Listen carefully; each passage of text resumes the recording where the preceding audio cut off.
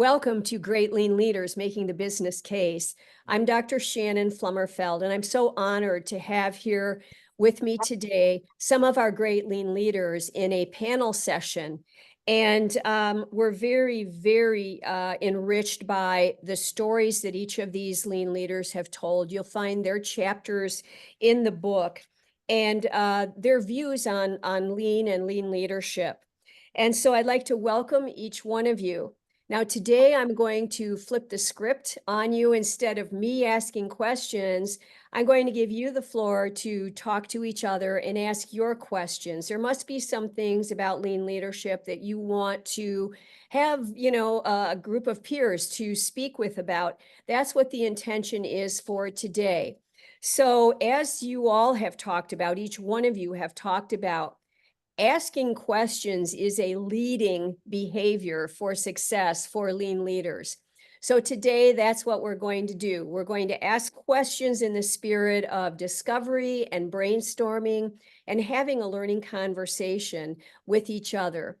And so before we begin, however, I would like to just go ahead and ask each of you to introduce yourselves. This will be a chance to put names and faces together for everyone.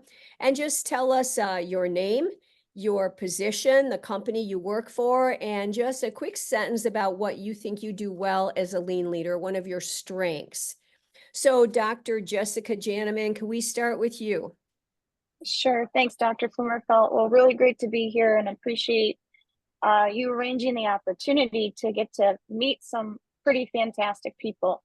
My name is Jessica Janneman, and I work at TE Connectivity, and I support environmental health and safety for TE Connectivity, which is we build wires, cables, connectors, relays, anything that is falls into that. And, I've been practicing EHS quality and operations for a little over 14 years. Feels like it's been a little bit longer than that, but and just really excited to be here. I think one of the things that I try to do as a lean leader is continuously work on my ability to listen. Because I think as a leader, we have to be open to listening and continuing to learn in that way. So appreciate the opportunity. Thank you. Thank you, Jessica. Mr. Jack Russell. Yeah, Jack Russell. I'm owner and president of Roller Products. We're a CNC manufacturing company located in Muskegon, Michigan. I think probably the strongest lean skill I have is to develop relationships. And again, that whole listening thing, I think building relationships really starts with asking a question and making sure you wait and listen to the answer you get. Thank you, Jack. And Dr. J.J. Villarreal. Hi, Dr. John Villarreal. Friends call me JJ or Dr. V. It's certainly easier to spell.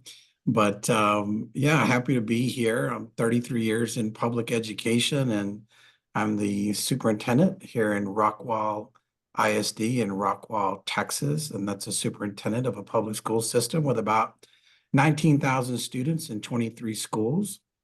And we are a fast growth district. When it comes to my strengths, I think the ability to bring people together and understand exactly what their role is in the organization, to build and empower them in their job, while at the same time doing my best to eliminate waste in the system. Great, thank you and welcome. And Mrs. Christine Thomas Hill. Hi, thanks for having me. Christine Thomas Hill. I am the assistant superintendent at Traverse City Public Schools here in Traverse City, Michigan. We're a public school district quite large in area and in size of students. We have approximately 9,000 students in about 300 square miles.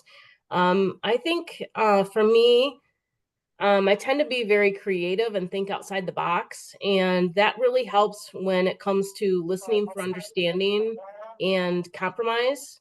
Trying to meet the needs in a creative way that might make everybody happy and in a result of eliminating waste. Very good. Well, thank you for those introductions. We may have a couple other of our great lean leaders pop in. We'll just admit them when they come along. In fact, here's Dr. Diamond right here. So we'll give her a moment to join us.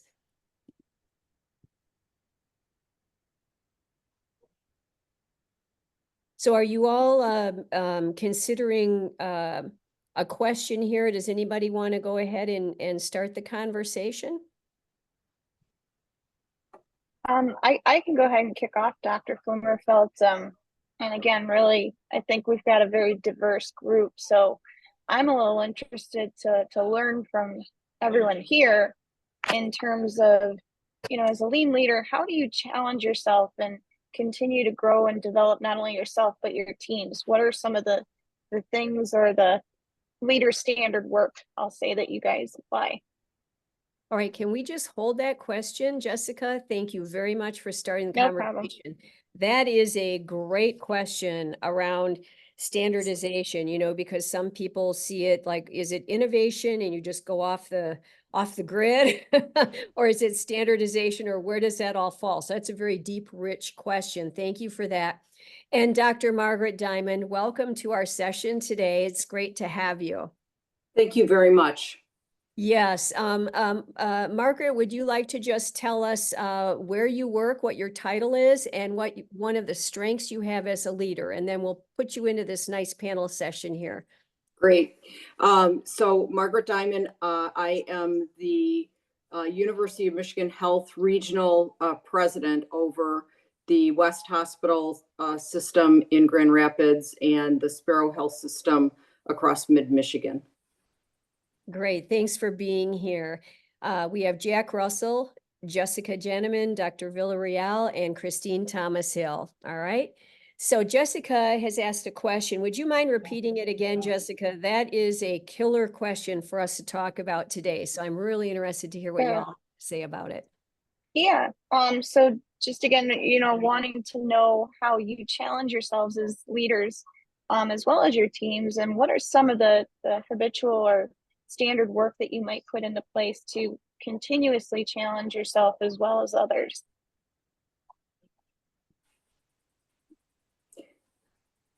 Go ahead. The floor is open. Does anybody want to respond? And don't everybody talk at once. Yeah. I'm like, wait a minute. You guys talk all the time.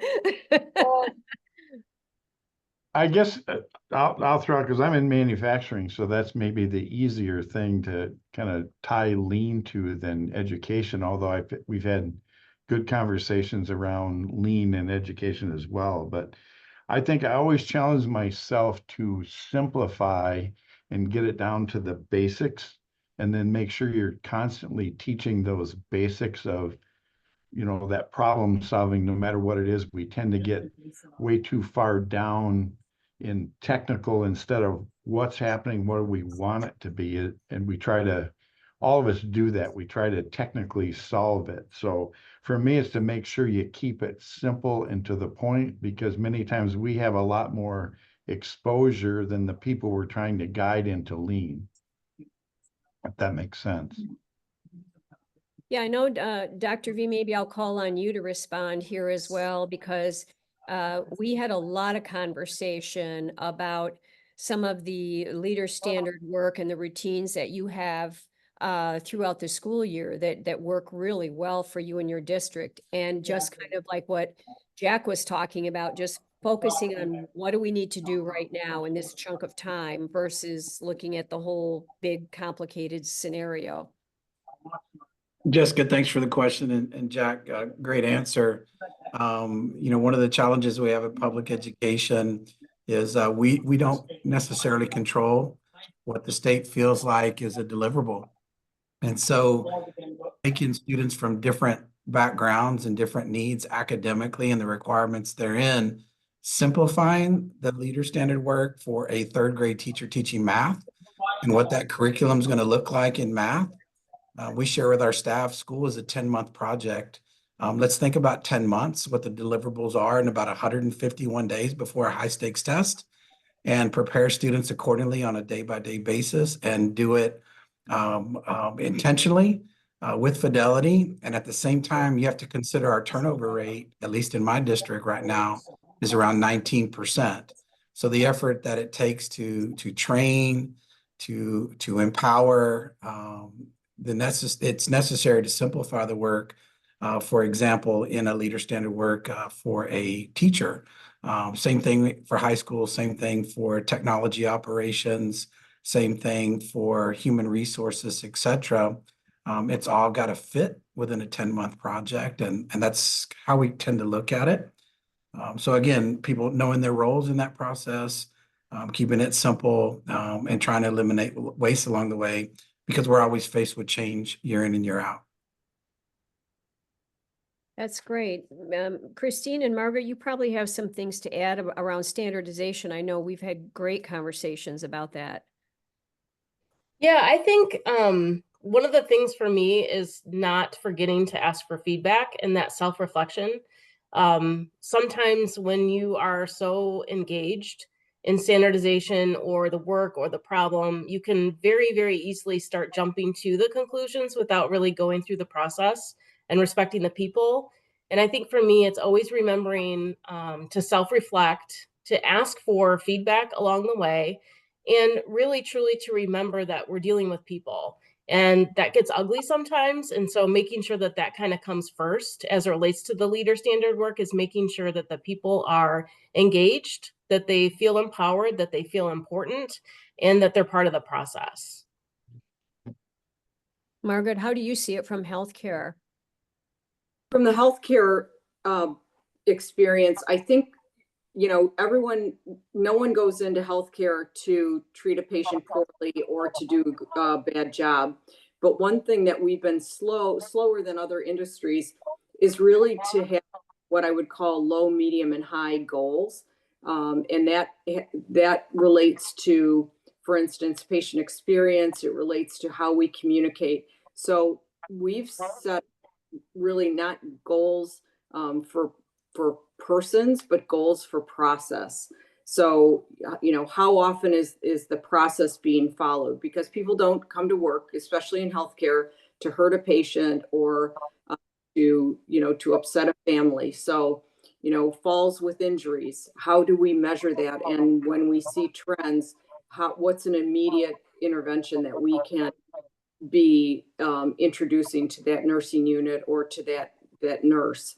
So again, keeping it on the process and then the standardized metrics for each nursing unit. And sometimes we blind them. We blind some of the surgery outcomes that need to be better, but at least with the metrics, people can understand the why behind the standard leader, communication with the staff. Well, Jessica, what do you think about those ideas around standardization, leader standard work, simplification, communication, and so on, respect for people, some of the things that have been mentioned? I think all really great answers and responses. I think, one thing pointed out, we're working with people, right? And I think as leaders, we have to push and elevate that. You might want to apply tools, or you might want to apply lean tools and processes, but at the end of the day, we're working with people as leaders first and foremost. I also like the concept of applying goals around not people but processes. I think that's a huge paradigm shift and something that I would personally am going to take away, because I do think we like to sometimes blame the person versus looking at the process. So I think that's all really great advice and work. And then, especially within manufacturing, and I know Jack, you mentioned being in manufacturing, we like to kind of just keep driving things, right, without taking a step back and reflecting. So all really great responses. Appreciate it. Good. Did that answer your question then? Do you have enough there Yes. to think about? Oh, Good. yes. Good. That's great. All right. Anybody else want to throw their hat in the ring next? I'll take a stab here. I'm really curious how others tackle getting people engaged and really explaining the why. We have a very difficult labor market. We in education especially don't really have people that stay at an organization for 30 plus years anymore. Unfortunately, in Michigan, our retirement system has changed a little bit, so there's not that incentive. But really trying to get people engaged and to understand the why, when sometimes you just have employees that are really just there for the paycheck and might leave, when the paycheck could be a little bit higher elsewhere. So that's something that I'd like to learn more about, and what ideas you guys might have. I can maybe speak to that. Being in safety, I know this is one we always have to explain the why, right? Hey, you might not see or want to wear certain PPE or something like that, but you've got to be able to drive value and get the person bought in as to why you want them to wear the right PPE or whatever it might be from a safety policy standpoint. And I think one of the ways that try to do that is through recognition and engagement. So, for example, I'm not just there pointing out the issues or the things that are wrong, but I'm grateful and I'm thanking those that are doing things right. So thanks for coming to work and wearing your PPE correctly. Thanks for, wearing your seatbelt when you're driving a forklift, right? Those kind of things I think go a long way as leadership and engagement. And I think you open that avenue of trust, which also is driving a little bit of that value engagement. So that's just one thing that sticks out to me, Christine. I can go next if that's okay. Yes.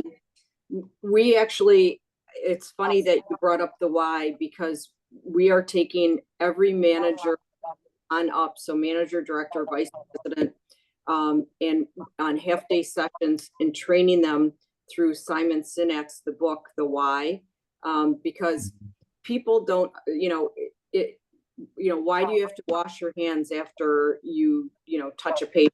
Well, the why, what's the why behind that? Well, because you're going to get yourself sick or spread germs, right? But people don't, often we just tell them what to do rather than why we're saying something. So it's really important, and especially in cultural turnarounds where you're bringing hospitals together, because you've got to knit the successes of the why the hospitals either have programs that are really like best in class versus other hospitals where it's not. I mean, what's the why behind that? And always looking at the metric.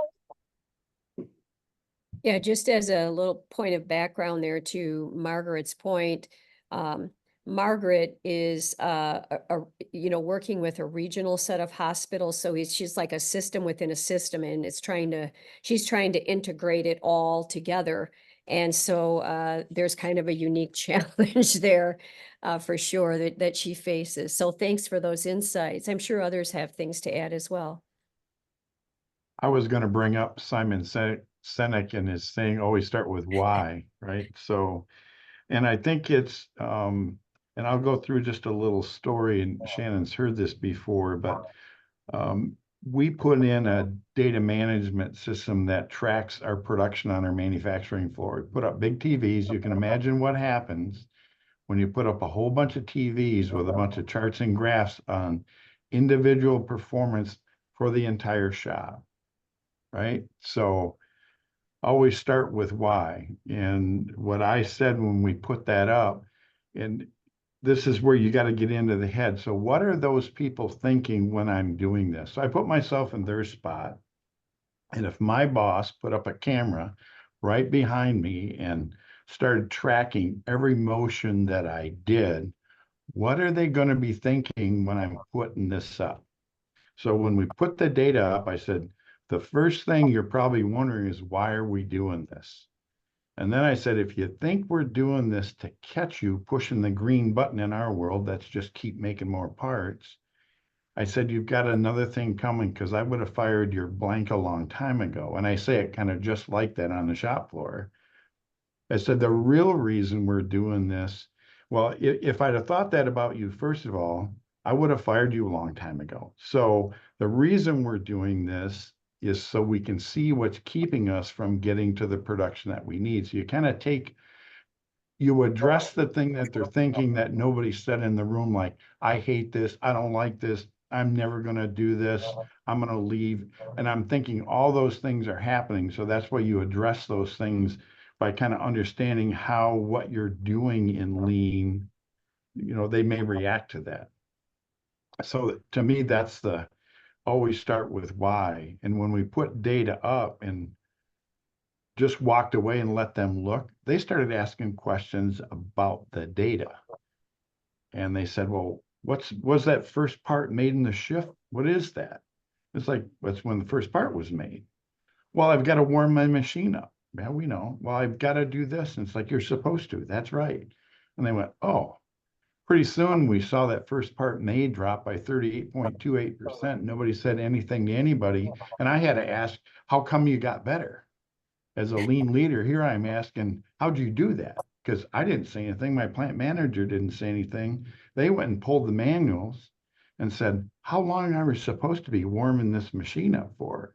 And they realized it was like 10 minutes less than they were doing it for. So they corrected that on their own. So that's just an example of empowering and asking the why and then understanding how they think when you present the data that you think they might not want to hear. Yeah, good point. My thought on that is focusing on the problem. In public education, our internal customers are our teachers, can be our parents, depending on their volunteering, or external customers being the taxpayers, and for sure the students. So sometimes people have opinions about education and how education should be. And that includes all of those internal and external customers mentioned. So for us, creating a poll by just agreeing to the problem, hang on to where you're headed on the solution, but what information do you need? How can we present it in a respectful way? So when we walk out of this room to talk about problems or challenges, we at least agree to the problem. Not necessarily the solution right now, but do we agree to the problem? If we need more information, we're happy to bring it. But if we're able to bring that respect into the conversation with friends that have different opinions, it seems to help move it faster in the current environment. Can I just pull on that thread a little bit, because I'm hearing all of us provide feedback on it, and everything seems to be a little bit centralized around communication, right? And whether it's clear communication through metrics or visuals, providing feedback.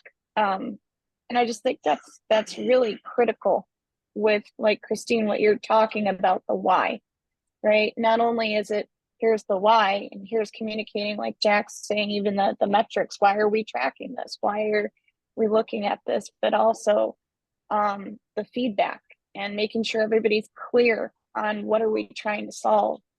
That's just kind of what I'm hearing is the theme around this, and I think that's really awesome. Yeah, and I think, that within lean leadership development, a lot of times people think it is simply learning the tools and the thinking routines. And, when you've got those down, it's okay. It is that, but in combination with that, there are competencies that have to be developed with leadership, and particularly with lean leadership, and communication is a key competency. None of this stuff works without that competency that being developed at a very high level for a leadership position. So I think that's a great point, Jessica. Very good.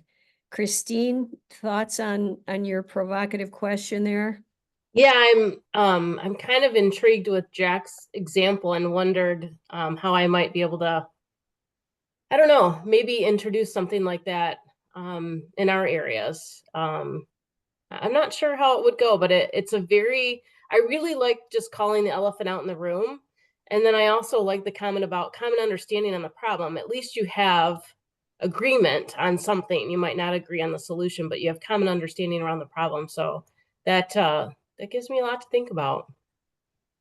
Transparency comes into play as well, especially in education, as in manufacturing. I think it's very similar that not everybody knows everything. There's sometimes we think that people we're dealing with don't need to know. For example, we'll put our pricing and our costing right on the manufacturing floor. So everybody knows what we charge.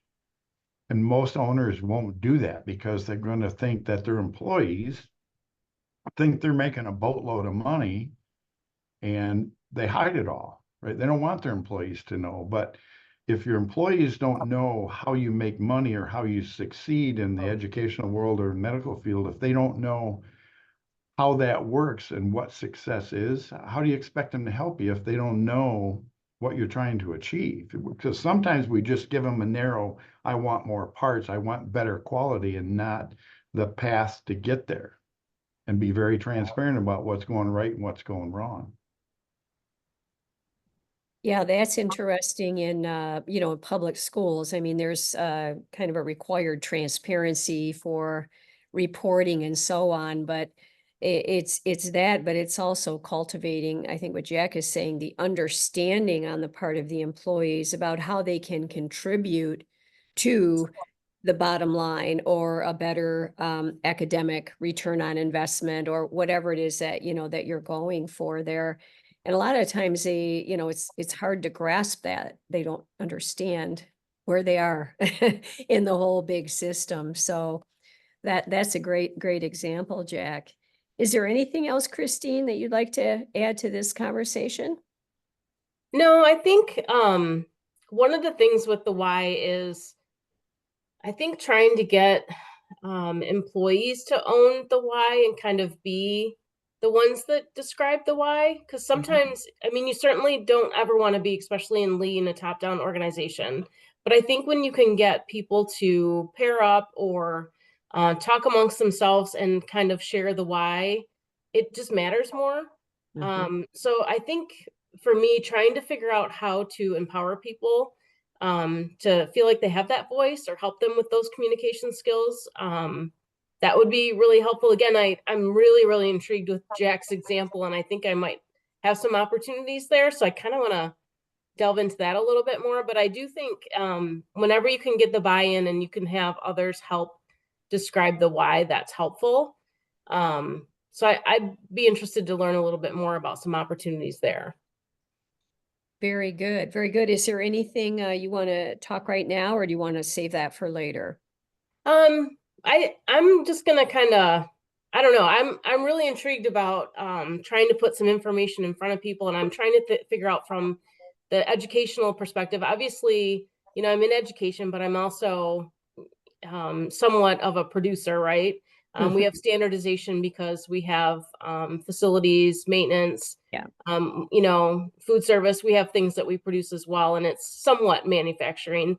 So I'm thinking about how do you merge those two and create, like Margaret said, goals around process and have those be front and center in our world. I'm not really sure how that might work, but I think that would be interesting.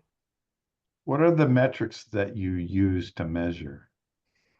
Well, that's really difficult because in, let's just say, our facility department, for one, we look at cost a lot. Obviously, we are very limited with our revenue. Right now, really what we're focused on as it relates to performance management is our cost to do business. Every dollar that it costs to do business takes away from potentially putting dollars in the classroom with kids. So we're looking at things like utilities, cost of products, cost of labor. So that's obviously one of those. We don't have things that we create, so we can't really say, oh, we've made so many of these. But really just looking at the cost analysis and trying to look at academic return on investment so that every dollar that we are spending in facilities and maintenance maybe can be redirected to the educational setting. And so there's not a whole lot more that I look at other than that right now in the facilities world, because we're still working on that leader standard work. But a lot of what we've been doing lately with Shannon is looking at maximizing our labor and looking at, we've done some outsourcing of some work just because the nature of the labor market, but we're really trying to maximize, I would say, the engagement of our staff in our buildings, the connection to the students so they understand the why, and then looking at the cost output, because, effectively that's really what we can make a big difference on, is trying to save money in our side of the house so that we can spend more money on educating students. So if there's some key metrics, because I'm trying to think through what those metrics would be, that one school district has been able to transfer 10% of overhead, utilities, other expenses, and transfer that into the classroom.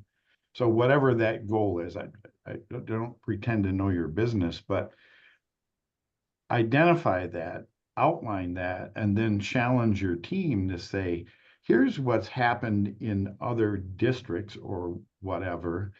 What would it take for us to apply some of this? And we could move some of that. So start even with a metric that you don't even measure, maybe find one that they move 20% of their dollars or 10 or whatever that is. And then start measuring that on your own and let your staff try to solve it. Yeah, I think it also goes back to Dr. V's point. Does everybody agree on what the problem is, right? That's impacting those metrics, because I think that's a good opportunity to gather that feedback collectively and say, hey guys, are we all aligned on what the challenge is, and is it the right metric that we're measuring? Yeah, somebody's doing it. That's what I always say. Somebody's doing it somewhere at Yeah, that rate. Yeah, How we come we're definitely not? have. We've got 16 schools, 10 of which are elementary. And Shannon knows, just across the different elementary schools, we have schools that do set the example and do things really well. And then we have schools that are kind of struggling. And we've tried to shy away from sharing information as it relates to this school versus that school. But I do think when it relates to saving dollars so that it can go back to educating kids, I do think that matters. And I do think that's a good why that I might be able to get people behind. So that's a lot to think about. Yeah. It's an Dr. ideal state, from a lean perspective. What's the ideal state? Yep, exactly. Trying to always move towards that. And, Dr. V and also Dr. Diamond, you both have kind of similar challenges. I think that Christine is talking about of, you're not in the business to make profit. You need to, break even and allocate those dollars that you both have in your institutions wisely. Do you have any other thoughts here for Christine on that particular issue of figuring out where do you engage people around the shared problem solving to try to move the needle on some of those results? I think you're talking about financial results here, the cost, cost analysis, right? Cost benefit analysis, what you're doing. Well, just from the healthcare perspective, and I inherited a system that last fiscal year posted $170 million deficit, and not even to budget, but it lost $170 million. So we actually, in all areas like supply chain, maintenance, I had plumbers, carpenters, I called them thought leader groups. And I asked them to give us the top 10 ideas for both revenue enhancement and expense savings. And we implemented most of those. It was amazing how astute the people that are closest to the work are. The plumbers basically said, you have too many of us and not enough carpenters, and you're spending $1 million a year on a contract that if you hired 2 more carpenters, you'd save yourself $500,000. So we broke even in February after implementing all those process changes. And some of it is agnostic. We changed a lot of vendors that weren't fulfilling their contracts in terms of timeliness and other key metrics, and went out and sourced new vendors, and we saved $7 million on those contracts as well with better service. That's amazing. That is just, again, just ask the question at Gemba, if you ask the question at Gemba, it's amazing how, where those are where the solutions lie. Dr. Villarreal, you've had lots of, financial, I mean, you've done a lot of bonds and fundraising, you've got a growing district, a lot of community support. Do you have any thoughts for Christine on her question? Well, just on efficiencies alone, in our organization, one of the first goals is to eliminate fear. And we recognize that teachers spend 90% of the time with value, and values those students and what we're actually here for, and that's to help them achieve excellence in anything they're enrolled in our district, and make them smile and make moms and dads smile. And so when you go to the district level, it's inverted, right? You're there to support the campuses, and there are multiple levels from district to campus, and I'll just stay with those for right now, and how things move in the organization. When it comes to money and money allocation, 85% of our budget is spent on staff, and they're the greatest value that we have in the organization, and empowering them and making them smarter about their work makes the whole system better. All that being said, with the remaining 15% to turn on the lights and manage, grounds crew and maintenance of facilities, et cetera, we pretty much just allocate those dollars, and then we work backwards from what are the minimum things that we need to do to maintain the excellence of our facilities so kids can learn, because a majority of the fund is already spent on staffing. So that's pretty much how we roll here. We don't have enough money to say you have too much money. It's just if that makes sense, it's more about we're very efficient with the funds we do allocate, and we already know 85% of those maintenance and operation funds are invested in people. And so we spend most of our time focusing on empowering folks, making them smarter about their work, eliminating fear in the organization. Problems are good, bring me more. The more problems we solve, the better we get. No judgment, no blame. If you're a campus principal, how can you solve that problem with an employee or with anything in the system? It could be a parent, whatever it might be. How do you do that without judgment and blame, using questions? And again, getting to problem agreement first and then working your way out. And the more we can train people in thinking that way, the better things are. And I think to Jack's point, what is everybody else doing? We always say, what is everybody else doing related to that problem times 5? And then we do gap analysis and try to move forward. Yeah. Just a little bragging point here for you, Dr. V. Can you talk about the efficiency of your district in terms of financial resources compared to the surrounding region? Yeah, we are the lowest tax rate around our comparables. When I compare myself to another school district that has the same type of students, same economically disadvantaged students population, and pretty much just like us, we're able to serve our kids and achieve the academic excellence at the same rate they are, with about 150 less staff members, because we don't have maximum tax rate generation here like all of our other comparable districts. We're happy about that. We're happy to be efficient. We're happy to say we can deliver high quality at a low cost for our community. The challenge now is we just don't have staff lined up at saying, like they did in the past. I've waited 5 years to get into this district. Now it's now everybody's challenged with pay for teachers to compete for the best teachers, and our goal is to retain and recruit. And it's certainly a challenge when you have overall 17% inflationary rate without any new money coming to public education. The dollar is not buying what it bought back in 2019 today, and we still have to fill up buses with gas that has gone up, feed kids with food that has gone up, and again, maintain the level of staff that we do have. And that's our biggest challenge on being efficient. Again, lowest tax rate, but again, not enough money to compete with other districts when it comes to staff pay. So that's our priority right now going into the next school year. Thank you for that. And some of you also might be interested.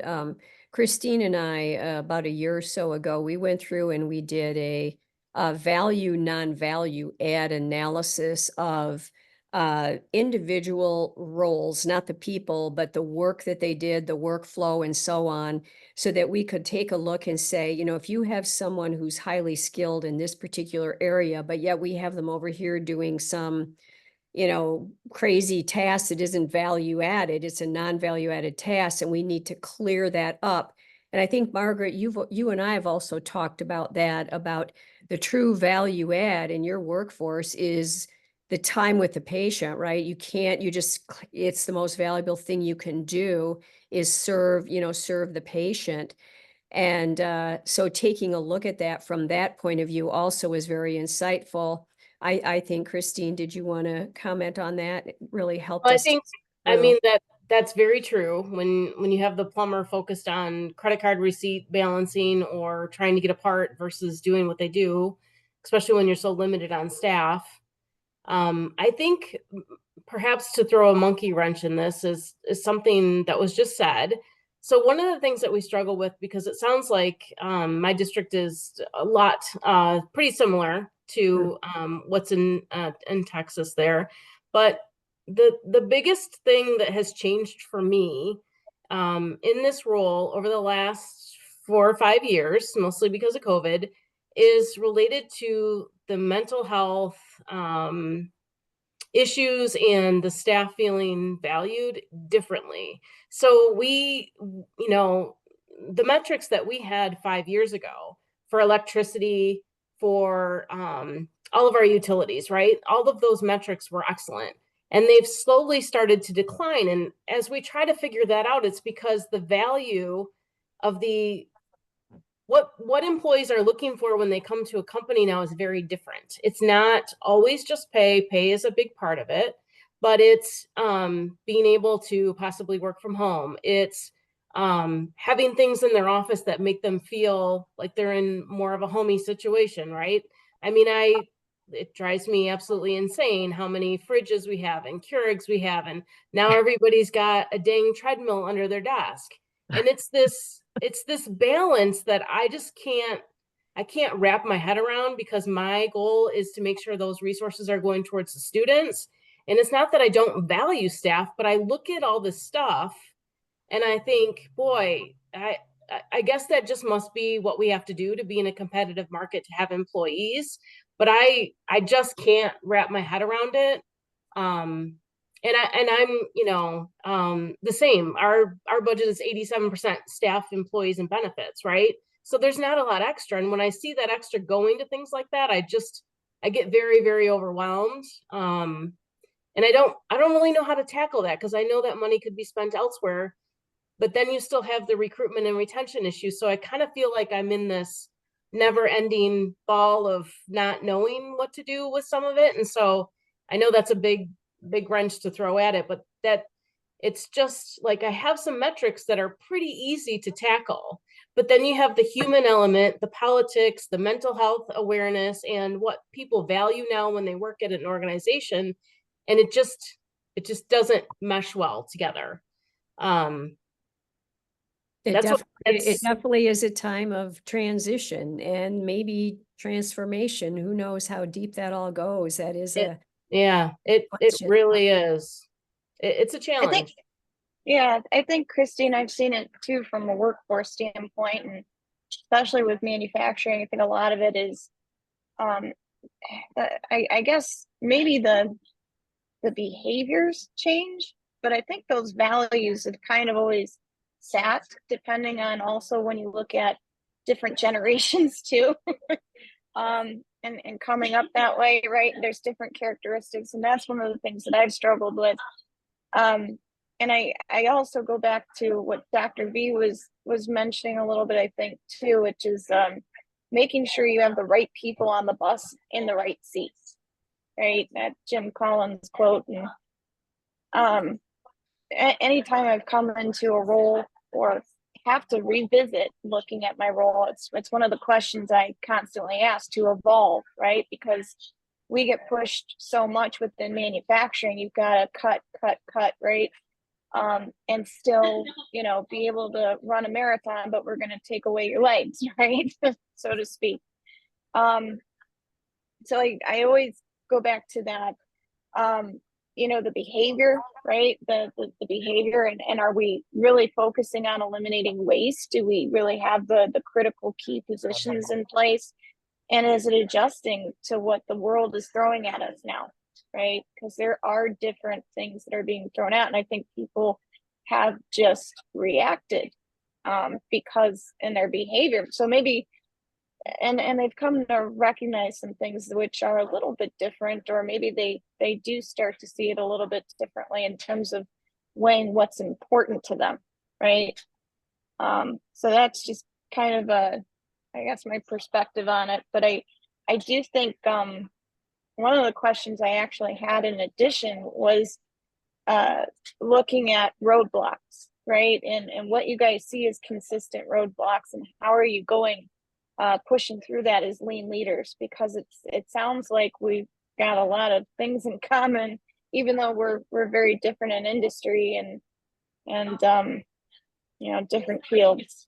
You mean roadblocks in terms of the workforce challenges, or in terms of, inflationary pressures, in terms of standardization, or all of it? Like, what are you referring to there, Jessica?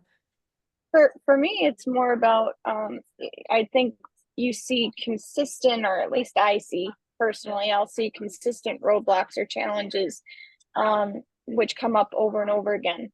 Okay. The constant pressure to, cut or, eliminate the waste, right? That's one that comes up personally to me that I'm constantly challenged with, right? And there's different roadblocks, whether it be culture, resources, etc. Christine, you bring up the times of people changing, right? with different behavior. So I'm just kind of curious to hear what everybody is seeing. Christine, you kind of already hit on it. So yeah, the labor shortage definitely. It's not just a shortage. It's this interesting difference of I've gone to a couple conferences lately where they've talked about the differences between some of the generations, and it just seems like not to say kids these days, right? But younger people entering into the workforce aren't wanting to invest their whole life into a career. And I'm not sure that way we did it or our parents did it was right, working 80 hours a week and hardly ever home to see the kids. But that is not what they're looking for. They want flexibility. They obviously want to feel valued. They want the work environment to look differently. And sometimes you can accommodate that. Sometimes you can't. But I think for me, trying to figure out the best way to meet the needs of staff is the most challenging, because everybody is different. And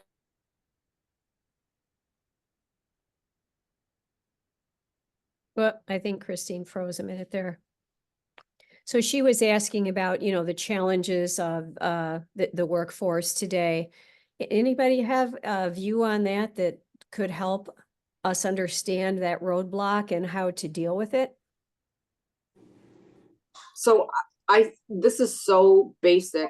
I just met with some folks from the Grand Rapids Hospital today, and I had them go, they were finance, right? So they could go anywhere. And so I asked them how long they had been there. Well, 3 out of the 10 were at the competitor, and Corewell. And I asked them, what made you change? And they said the culture was so toxic, it was affecting my health. I was working too hard, and the leadership. So I think while we talk about lean, we also have to talk about the humans doing the work and the human behavior. And I've never had an employee say that we've complimented them too much. So I think it's the soft side of skill development, and how do you relate to people in a way that you can balance the lean, but also have communication that makes them feel good about coming to work every day. I think that's great. Really, I mean, understanding they are a customer. We have to understand the voice of the customer there. And if that voice is telling us something we've never heard or in a different tone or on a different, language we don't understand, we have to figure out how to decipher that for sure. So, Jack, you've talked about, your strength as being relational. And I know, Dr. V, you have very strong skills in that area in terms of building those relations and building the team engagement and so on. Do you have insights you could share, either one of you with Jessica with her question and kind of building off of what Christine was saying? Well, I think it definitely is culture. I mean, that's one of the things that we work on a lot here. I get asked all the time, I'm in manufacturing. Boy, how is it getting people? And I answer, I never have a problem. I have people waiting in line to come to work for us. And that's because of the culture that we built, right? So also just a little tidbit as I'm thinking about this and all the sales training and all that I've had. The guy said, when you hire somebody and the last day of work and the first day of work, don't buy them a cake when they leave. Buy them a cake on their first day. You don't work. Everybody goes out to lunch, celebrates that you're there. It's a party when you get there and it's quiet when you leave. And, that kind of concept of how you treat people. And we had a long-term employee go for a sales rep job. He was a leader on our floor and now he can drive around to shops like ours. So it was a good move for him. But we gave him a cake on his last day, and we spent money on the guy the last day. And that thought rang true to me just a month or so ago when that happened. And I talked to my HR staff, and I go, maybe we should change that. Day one is the best day at work, and that sets the stage for other things that go with culture. But it's one way to kind of get maybe your juices started a little bit to treat people differently, because we have people that stay here because of the culture. They could probably go somewhere else and get more money. So I think that's a key piece in keeping talented people. That's great, Jack. Thank you. JJ, any thoughts to add there? Yeah, good point. We always tell our leaders that people only remember your hellos and your goodbyes. They struggle with the part in the middle. And so hellos and goodbyes have to be done right. And to your point, Jack, the challenges that we have here in Texas is that the metrics of excellence change all the time. And I've been able to speak with our highest leaders in education and the Texas Education Agency and just say, I use Toyota as an example. Camry has been around forever and people keep buying the Camry, but we make it better based on the customer end user's request. And we keep buying the Camry, but we always change tests and metrics. And what was the reason for change 2 years ago on high stakes tests? Now we've got another reason to make another change. And what that does is that goes against respect for people when you have 2,200 employees trying to do their best to deliver high value, and they put a grade on your school and that kind of thing. But the baselines are always different because things are always changing. So I can't control the Texas Education Agency, but I can control our system. So what standard work can we create over a 10-month period? I'm an old football coach, so I divide 10 months by 4, and I have a quarter, and each quarter we focus on something different. So the first quarter of our educational experience in Rockwall is relationship building and baselining students and their needs. Maybe it's a little 5S thinking at a whole nother level than getting a shop in the right spot. It's more 5S on we're sorting our kids and getting to know them better. And then we get to about November, we're in the second quarter of that 10-month project of one school year. And during that time, we're creating systems to help our students academically improve, where they're individualized, sort, straighten, then we're shining those systems. And if they're working well, we continue those processes. We sustain those processes. We get into January and February, the tension level is a lot higher because we're getting closer to high stakes tests. That's probably about the time we finish our teacher evaluations. That's probably about the time when we're working with the students that have the highest needs. at a whole nother level. And then when we get into the last quarter, everybody's tired, but we have to make things as positive as we can as we celebrate our seniors going out. And so we try to kind of set our system based on the timing of what's happening, and not to do things that we would do in the fourth quarter of the school year, in the first quarter of the school year, and pulling teachers in February when they need to be with the students the most, let's say for staff development. It's very strategic based on what happens in public ed. But if we can do that over and over and over and over again, our hellos are great, our goodbyes are great. The accountability is built in without judgment and blame as best we can. People tend to take responsibility for their work, and when the state does make a change, we can at least just adjust the current system when we do that. That's great. That's great. Thank you for those insights. Well, let's move on to another question. Let's throw a new question out. I think we haven't heard from Dr. V or Margaret on a question, and when Jack gets back, he's got a time in queue here as well. I'm always fascinated with the A3 thinking process, not necessarily the design of an A3 and visual management being up in hospitals or a manufacturing organization or whatever it might be. I'm curious how you guys use A3s or the A3 thinking process for problem solving. We use it extensively in healthcare, and we actually have process improvement project managers that walk we're not expecting the staff nurses to be, fluent in every aspect of an A3, but we have kind of like a leader that takes them through. So it's sort of like bringing the resources to the area that you want those A3s to be completed, and then going back and then prioritizing based on the feedback.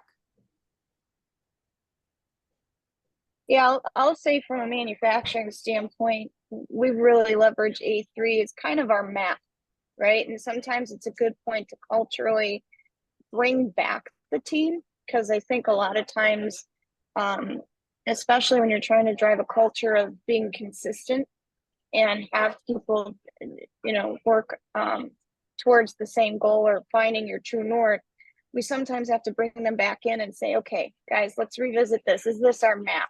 Are we following the map? Right?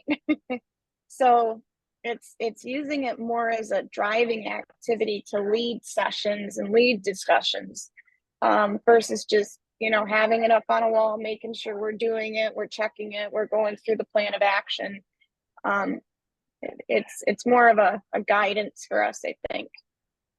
Jessica, how does that occur in the system? Does it occur is it a routine thing, or we identify a problem and we need our team to come in and, map out an A3, define the problem, look at future state? Is that a Kaizen event? Is it a huddle? What does that look like for you guys? Well, one thing I'll give an example. In fact, one site I'm going over to right now, this site has just kind of struggled in a lot of different ways. And so one of the things that we did is we developed focus group sessions with the shop floor employees. And it was kind of like a skip level, right? Where the senior leadership went in and not interviewed, that's not the right term, but we held feedback sessions, right? Open feedback sessions with employees. And we generated that into a SWOT, the feedback, right? And so we helped to open the eyes of the team. And then once we did that, we generated, basically we went through an Ishikawa, went through our root causes, and then generated A3s from each one of those that we thought were the critical points, right? And what the consistent messages were. So between those opportunities and threats and weaknesses, we wanted to say, okay, what's really the root causes here? And we found there was some systemic things like communication. And so having the team develop an A3 on the communication. And so we build that into part of the standard work where the team is revisiting that on a weekly basis. They're talking about the actions daily, even if it's just to provide an update that there is no update, right? But it's driving that consistency and getting the team culturally moving in that direction. So hope that kind of helps answer your question. And if I could interject, Margaret, you have a great daily huddle format that you use. Maybe you could talk about that. And is that the generative point for your A3s, both that level and maybe on a strategic level? Could you just talk a little bit about that? Right, so we have daily safety huddles, it's a half hour long, and we go through every department in the hospital in terms of, metrics of what went well, what did not go well, what needs to be corrected for this day. It's first thing in the morning, so this day of business to help our patients and our staff. So we go through safety, but we're also adding to the huddle now cultural questions in terms of, where are we with getting the message out to our staff on the staff is basically saying we need more information about quality. And that goes back to, we're raising the bar on quality, but we're not getting the communication out to our staff that are frontline. So we're adding those things into the daily safety huddle to talk about our improvement efforts. Just to let. How do you facilitate that, Margaret? We have 30 it minutes every day. We come in a huddle. Step 1, step 2, step 3. Yep, we have an administrator. Typically, we have a format where we call out every department, and they say that for safety, are they safe?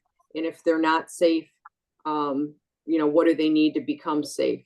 So, for instance, let's say pharmacy is short on drug at one hospital, and they'll say we're unsafe.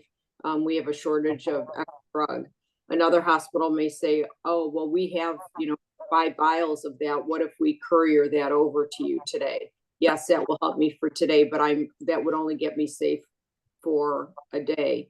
But it's interesting, the front line, even though we have a safety huddle, they felt like there wasn't enough information about safety.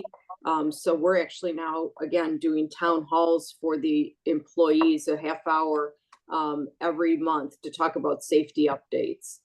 So both safety and security, because we have a lot of violence against our caregivers. Yeah, and Margaret, we do something similar where we'll so first we do in the plants, we do a daily huddle, and between all the different safety, quality, on-time delivery, and I just always ask the question, where are we winning and where are we losing? Right? Because it's very simple. Where are we winning, guys? Where are we losing? Oh, we had an incident. Why are we losing? Right? And then I think the other thing that recently we started to do as well is I'll have the plants join on 2 different calls. And it's quick, it's a go meeting. We talk about, here's the losses in terms of, what happened maybe it was an incident that happened, maybe some event happened, right? And we'll talk about, okay, where's the wins, right? And have the sites participate globally on that. And then I ask the plants, I say, where do you guys need help? What's a hot burning topic? What's going on? And it's allowing that open forum for them to bring forward new issues or different issues so we can assign different teams to it. That's great. And the question was about, Jack, about the use of A3s. How do you do that? Is it overt or what have you? So while you're thinking about that, maybe Christine, Traverse City TCAPS has used a lot of A3s for problem solving and so on. Do you want to talk about that? Yeah, I think for the most part, it seems to be the starting point when you're having a conversation. For me, it's really at a leader level, having conversations independently with each department and kind of talking about what's going on, what's working, what's not working, What are some of the problem areas? What do we need to focus on? And, you know, I don't think we're that good at using those. And I think in some sense it's because, well, I guess I'm not going to try to guess as to why. I use them a lot to gauge where I'm at with each department and where I do need to recheck in with individual groups or employees. But really for us, it's like Jessica said, it's a map, right?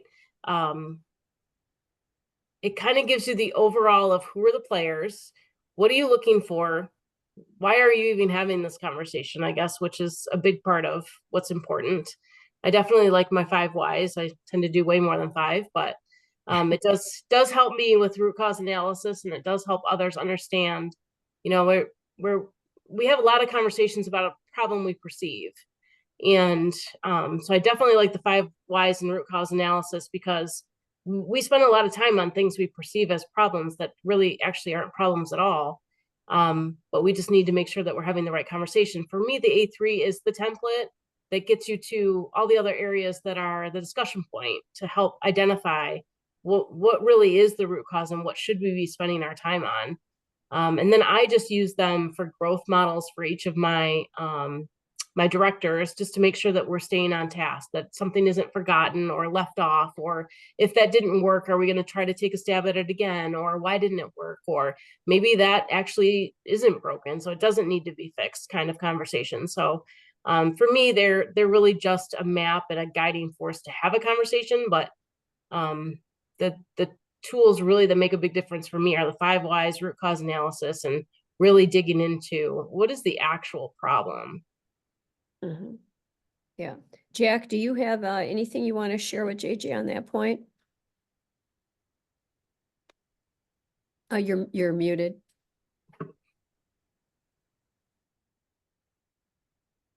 Sorry.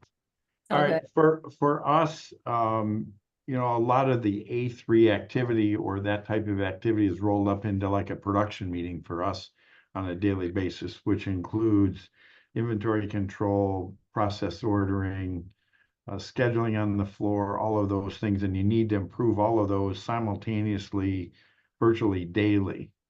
You know, process flow, paperwork flow, consuming goods. You know, when you have multiple locations to send them, it gets, you know, pretty complex. So that's kind of in a nutshell how we use an A3 format, is kind of more of an overall. And then you get into how are we going to, you know, control rev level changes on drawings and data, because we have to track all that. It has to be the right revision level on the plant floor, and you've got to document and track. And it seems like it's a never ending chain of corrections or exceptions to virtually everything you have set up as a, you know, a standardized plan, so to speak. But it's on the fly. You know, when I went dark there, you know, my plant manager came in and said, we've got 96,000 pieces coming at us. I don't have a PO for them. I don't have enough people to run them yet because they haven't given me the PO, but I'm going to be expected to make them when they get here. And I don't have any data. So we're going to have to sit down in the morning and go, okay, what's question 1 we need to answer, question 2, question 3, so that we ask the right question to the customer so we can solve the problem that just got dropped on our lap. So a little different world than the, you know, the longer running procedure, and you've got 10 months to, you know, kind of forming, norming, storming those teams as you go through in 10 months. Sometimes we don't have that luxury. Although that does sound a lot like a middle school hallway. Yeah. I do have to say.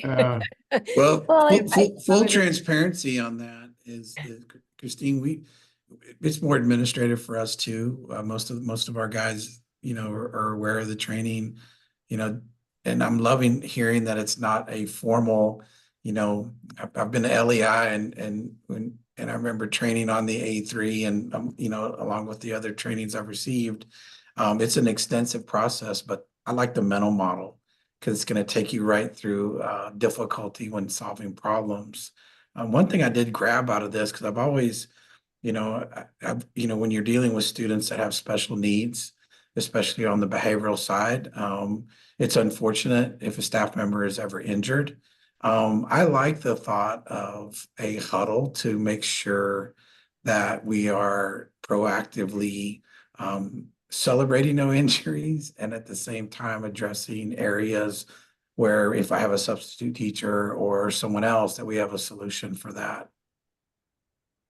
Yeah, that's the great thing about the huddle, I think, is that it's just such frequent, it's a kata, it's a routine that is just, it's frequent, it's regular, it's predictable, and it's proactive. It becomes proactive. At first it may seem overwhelming. Oh, we have all these things we have to bring into the huddle, but I think as Margaret said, you have a protocol and then things start to fall into place, and then you can actually become proactive about what's coming, with a substitute or a student who's, struggling or whatever the, resource allocation issue might be. It's So a what, powerful tool. no, sorry, Dr. Blumenfeld, I was just Oh, gonna go add, ahead. I think one of the things to be careful about too, the huddles are great, but don't make it a problem solving session, right? A lot of times teams will get sucked in to try and, okay, we got to solve it. We know there's a problem. We got to solve it right now. And it takes a lot of discipline to say, hold on, stop.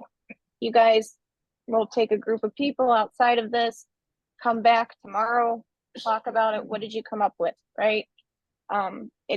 You've got to be quick on that delivery and direct with those huddles, or it can get into sucked into the minutia, right? Mm-hmm. Yeah, a huddle is a very succinct, structured, timed, event with a repeating protocol that, like Jessica and Margaret have talked about, it's very, it's just scheduled. You can count on it. And if you get sucked into, you start doing a bird walk on something, the whole thing falls apart. Then it loses its purpose and people will just get overwhelmed with it. So anything else on that question there, Dr. V? No, I will share that in our career and technology education program, we've added manufacturing as an option to kind of relate to you guys, among other things with the healthcare industry, criminal justice industry, robotics, that kind of thing. All of our kids in grade 9 through 12, rather than doing the project-based learning system, they all do A3s to master the A3 process for problem solving in their current educational experience, I guess, in career and technology education. So we're excited about that. Yeah, it's One of quite the groundbreaking there. key Sorry, things Jack. is I'm listening to all of this. There is no end. That's one thing you have to realize, right? And I think Lexus always said it best. I've been trained by Toyota and all the Japanese automotive manufacturers, but Lexus had it best. The tagline they had was the relentless pursuit of perfection. Yep. And we have to just keep remembering that we're never going to fix it all. We're never going to solve it all. We just need to incrementally keep moving, that bar. One of the examples, I was through an Akebono brake assembly plant down south, and they were trying to improve the efficiency of a line that's been running for 10 years, doing that same thing for 10 years. And they're changing the shelf height, and they do it with duct tape and cardboard first. So they go, is it better to have the shelf here or an inch higher? They duct tape a shelf an inch higher, and they'd run it for a while that way, and then interview everybody and say, how'd it go? Should we leave it there? Should we move it back? They move it back. And you go, you got to be kidding me. We spent a day, 2 days, 3 days moving this shelf over an inch, back an inch, up an inch, down an inch. And it's the process of implementing, recording, collecting the data. Did it work? Did it not work? Was it better before? Getting buy-in from everybody who touched it and do it again, right? And I hear all of us were, how do you fix that? How do you there isn't one way to fix it. It's like pick something document it, try it, and keep going. You know, it's a never ending, I don't want to say battle, because to me it's just a game and it's fun. You know, you win some and some you score more runs than others, but you know, to me it's the fun of the game. Very good, very good. I wish our other panelist was not able to make it today. Tony Adekaria, but he is a continuous improvement strategy. He part of the strategy group there at DTE, which is the Detroit Electrical Company. So basically, they're a regulated monopoly, if you would say. But he, you know, he talks a lot about that, and DTE has been on this lean journey. And you know, it's not easy. They've had ups and downs and so on, but they keep going. And it's pretty cool. I mean, people need their electricity, and it's beyond that as well. I mean, the whole area of energy and sustainability, as Jessica knows, is huge. So it's really fun to think about all that good stuff. But one thing Tony talks a lot about is, he said, I like to think about work as play.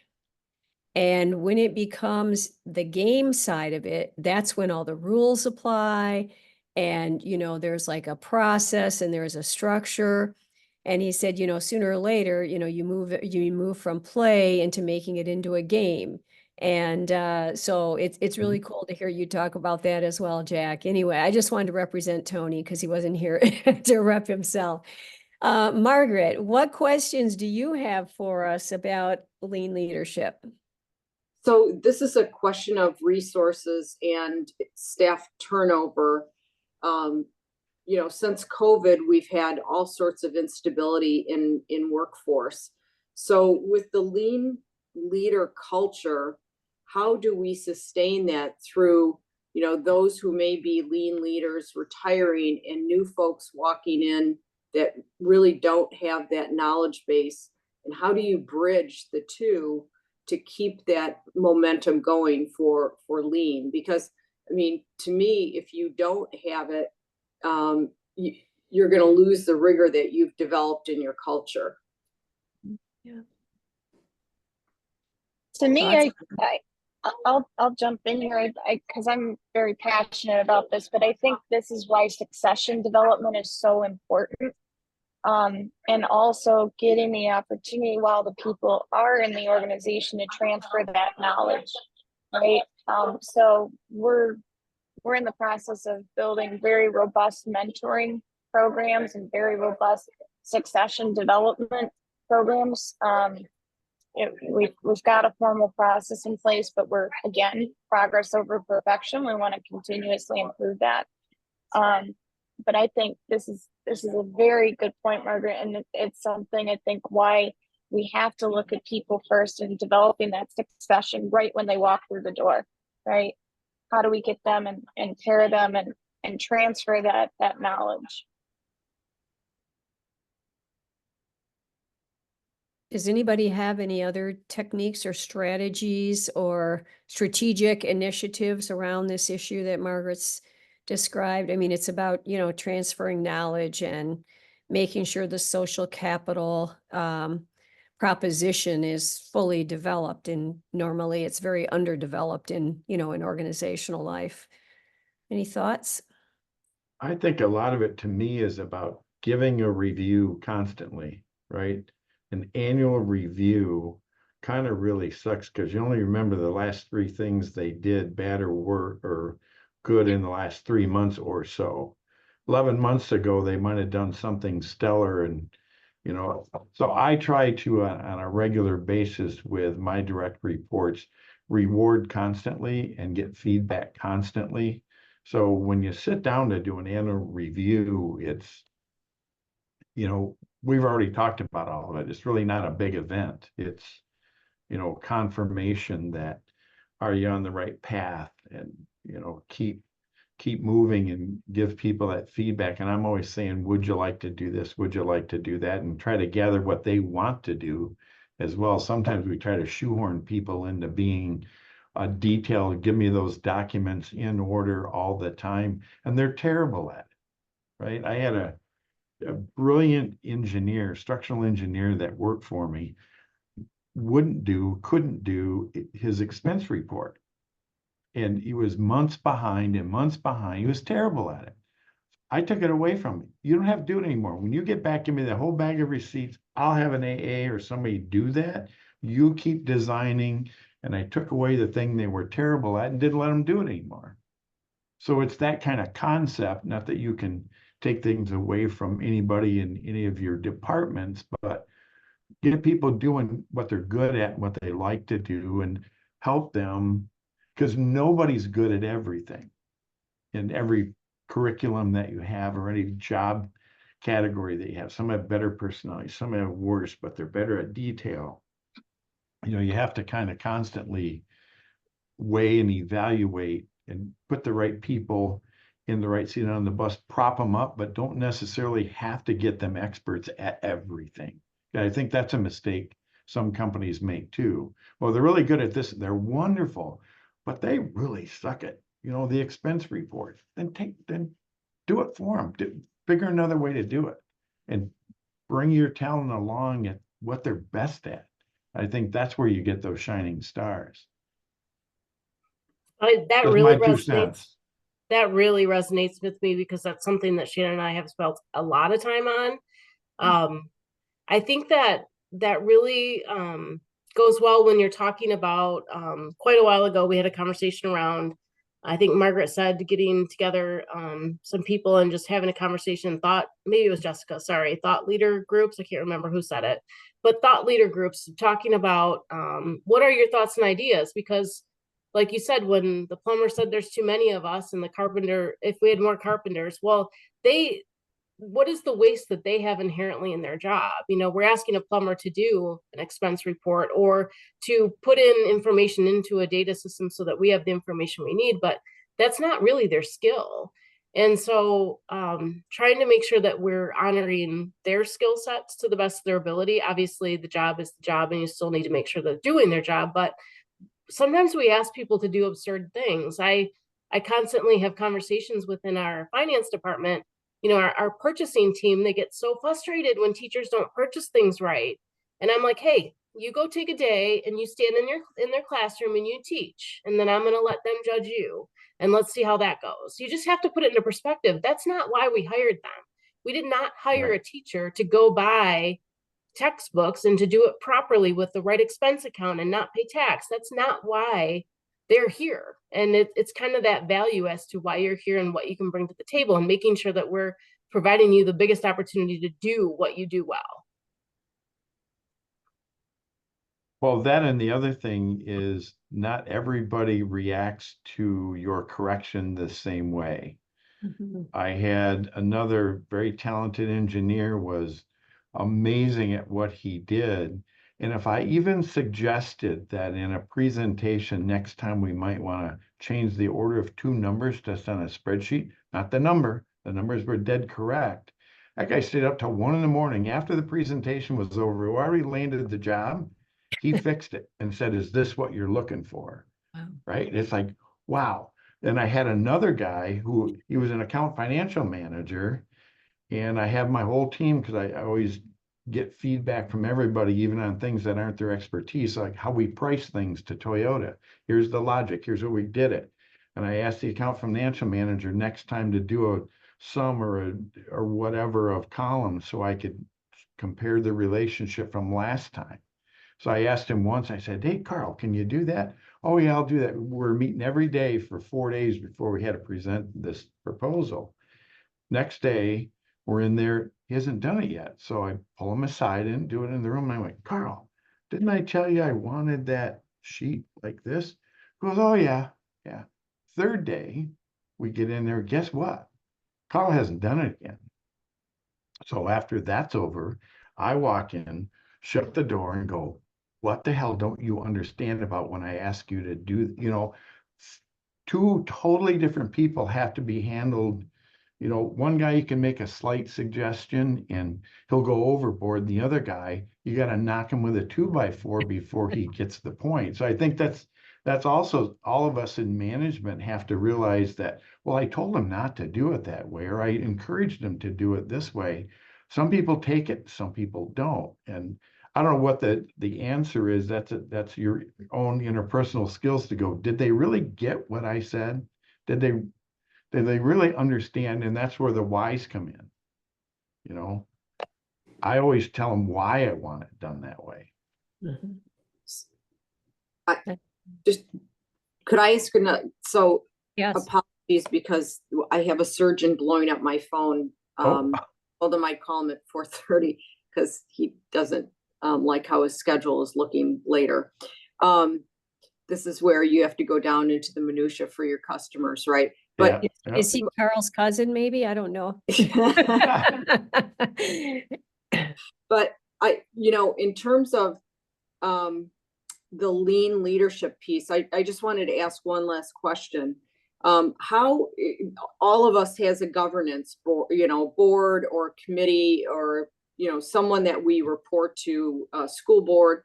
How do you interact and promote lean leadership with those who are not in our industry but are on our fiduciary or governing bodies?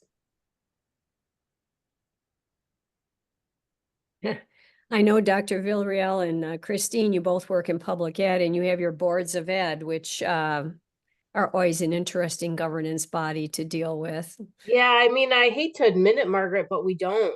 It's just not the value stream that they're looking for. When Jessica talked about barriers, my biggest barrier is politics. I mean, I have to understand that what I do at the board table is very different from what I do every day. And it just is what it is. But we don't talk about it at the governance table. In fact, my current superintendent isn't really, I don't think, sold on lean or been trained in lean. So I do it because I know it's right and I know it works and I've got a good team of people. And I focus more on the people actually doing the work than those that I report to. I had a culture, similar disinterest. That's why I'm asking. Dr. V, sorry. Yeah, Margaret, appreciate the question. We have a great school board. In fact, I have a couple that are familiar with lean management based on their current industry and had that in the other district as well. I think what resonates with them, knowing that we look at things through the lens of lean management, they're able to recognize that we are trying to build efficiencies and high quality at the lowest cost, right? And so that helps. But as far as that goes, one of the things I try to do is focus on process. I share with the board, it's, the numbers are just the result of a process, either good or needing improvement. And so if I can train, or not train, if I can work to problem agreement that we are working on a process rather than the end result of a score, especially with the state always changing what basically 100 looks like for an assignment or a test. It helps with the culture because we try to practice relationships, continuous improvement and excellence. And we always say without relationships, continuous improvement is fake at best. You get people that tell you what you want to hear instead of really adding value because they're worried about judgment and blame. So if we can do our best not to judge and blame and trust that we're going to work on process improvement, I think that helps. But there are times when our communities hear where we are on data and metrics, but we try to not make that the judgment of whether or not we're delivering high quality. It's more about the process. Jessica, you wanted to add something as well? I was just going to state that I'm a big advocate when you're trying to influence up and push for, lean and lean tools. Part of what I find is successful is I'll have people that are successful at it come and bring it forward and present to the leadership. And it's not only a way to give them exposure, but it's influencing, hey, these tools work. And let me show you how they work and how it made this team or this group or this person successful, right? So they can see the value in it because of what it's generating. So I just recently had a review with two of our presidents, and I had one of the ops directors, present on safety. And it wasn't me coming in and talking about safety. It was this ops director, and it was using the lean tools that we had utilized to problem solve and, you know, go through our plan of action and so forth. So I think that can be a good avenue because you don't necessarily have to do the selling, right? You can work within the organization to use the tools, develop it, and then what I call show and tell, right? You can show and tell your story. Yeah, and I've also, Margaret, been involved in, you know, direct like training sessions with governing boards, that kind of thing around lean. If you've got, you know, a leadership team that is using lean and maybe the board doesn't know a few of the basics, you know, to do a short workshop or seminar, something like that. So as Jessica said, they can get exposed to the tools. So there's kind of maybe a soft way and a more direct way to go about that, bringing it forward, I think. Well, Jessica, thank you. You've just given me an idea because we do a mission moment, but rather than doing a mission moment, I could bring in a lean team to do a brief presentation on how the process improvement and lean team tie to our mission of safe care for our patients. So thank you. That's great. Very good. My governing body is a bank, right? Sure. Your monthly financial reports and all that. So they just want to see the P&L, right? They just want to see those numbers they know. Right. And so what I do in those situations is present data on efficiency changes or the reduction of staff, or our sales have increased, our staff cost has decreased, so that the numbers are all there, but they don't know why that happened. They just want them to be there. Mm-hmm. Right. So there's almost like they don't want an explanation other than if it's not right, you better give them one. So I try to feed them little bits, much like you said, Jessica, kind of those tidbits of here's something we did, here's where we improved, instead of trying to teach them the whole, Yeah. you know, the whole animal at once. Yeah, that's great. Very good. Well, Jack, we're up to you. Do you have a question you'd like to ask this group? Just, I guess it would be, what's your best solution for the difficult people that don't buy in,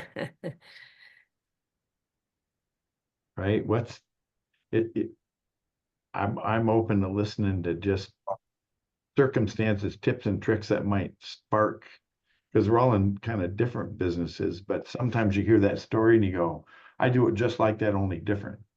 Yeah. So Human somebody behavior, you you know, there's- converted from lean and you know, on the opposite side to buying in.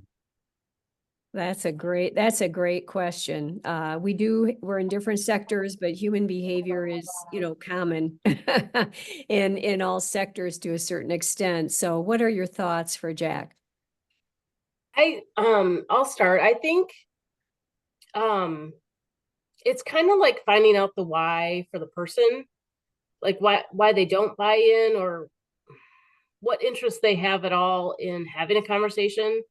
Like sometimes just them being able to share why they don't buy in leads to a conversation as to why they really should buy in.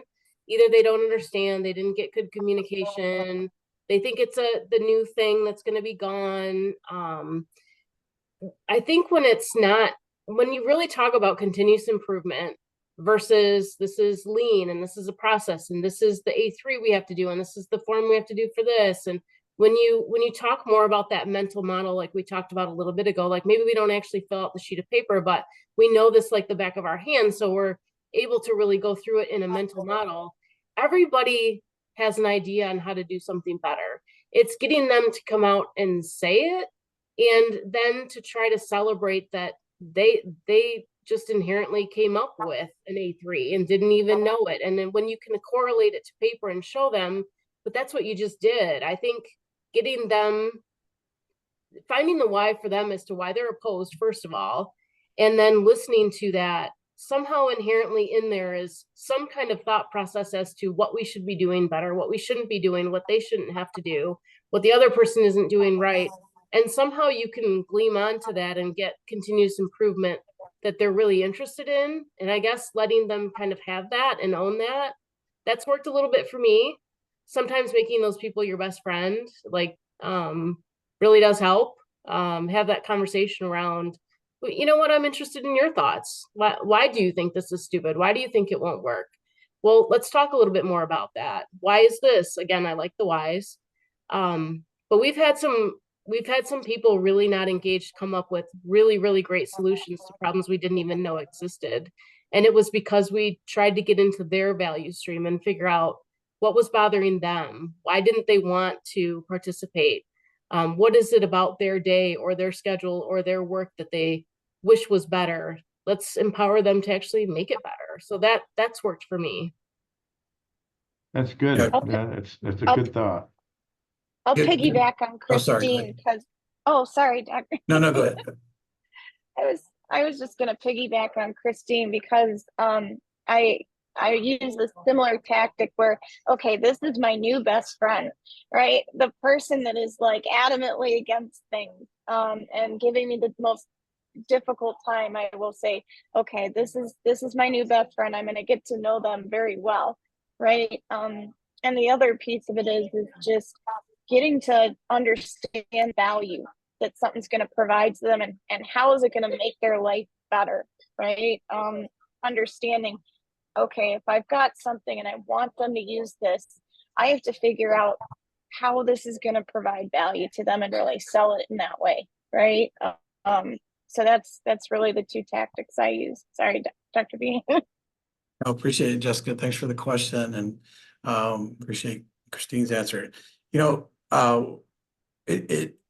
It all depends, because when you're dealing with students, we don't get to negotiate high quality. It's a requirement. It's hours and time that humanity does not ever get back, and so we don't negotiate high quality. It is an expectation for our kids, that's somebody's child. And so when you're working backwards from that, I use there are 4 types of people. There are people that are unwilling and unable. And so from a situational leadership standpoint, you direct. If they're unwilling and unable, just tell them, let them read it, make sure it's on paper. If they're willing, just unable, they're brand new, they're willing, but they don't really know how. We coach them. We coach those that are willing and unable. For folks that are able and unwilling, they're highly skilled, but they tend to be unwilling, so to speak, but they do have a lot of knowledge in the system. We involve them in the process. And so if they have concerns or questions, they're highly skilled, but they have pushback. To Christine's point, everybody always has something to add value, even in a difficult conversation. And so those level 3 folks, again, they're able but unwilling. We involve them in some type of initiative, planning process, whatever it may be. And then your 4th quadrant of people are those that are willing and able. We tell them to go home and quit thinking about work all the time, because you're doing a great job. They're the ones emailing you at 9 o'clock with a new idea to add value. Love those people. But it just all depends on situational leadership. So we try to identify where folks are. Good. Thank you. That's great. That's a real interesting way to sort. And when you take it to the level that you've taken it to, where you develop sort of what we'd call a taxonomy of here's the sort and here's what happens in each category. That's kind of an interesting way to think about it. Don't you think, Jack? Absolutely. Yeah. Very good. Very good. Absolutely. Well, listen, is there anything else on that topic, Jack, you'd like to ask? No, those are both just excellent. I mean, I struggle with it. I've done it obviously over and over, but it never seems like it's the right thing. When you have to try to solve that, it never just goes smoothly. And it was one of those success stories you just talk about to everybody. There's no magic bullet. Yeah. So that's why I keep looking for different kinds of bullets, I guess. And that's probably a wrong, visual to use. Is the bullet, No, yeah, we don't want to have that out there. maybe a pillow fight. How's that? Yeah, there you Maybe, go. yeah. Yeah, it's a feather. There you go. Yeah.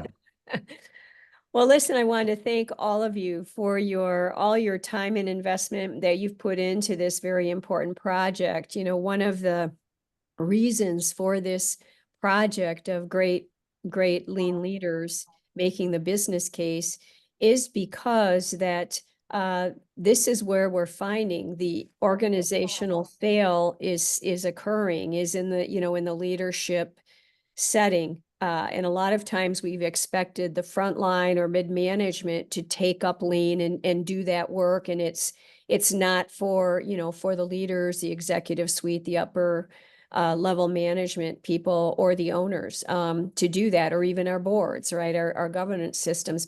But it really needs to be at that level. And there's just so much that can be done. And I think you said it best, Jack. It's definitely a joyful journey. It's hard, but it's loaded with all kinds of benefits and rewards. And it's wonderful that we were able to learn from each one of you today, and in the time that you spent in the interviews you've done with me in the past few months. So I appreciate it very much. And always will remember this great Lean Leaders Roundtable that we had today. Thank you, everyone. Nice to meet Thank everyone. you. Nice to Yeah, meet you too. thank I you for the appreciate the opportunity. comment. Thank you. You're welcome.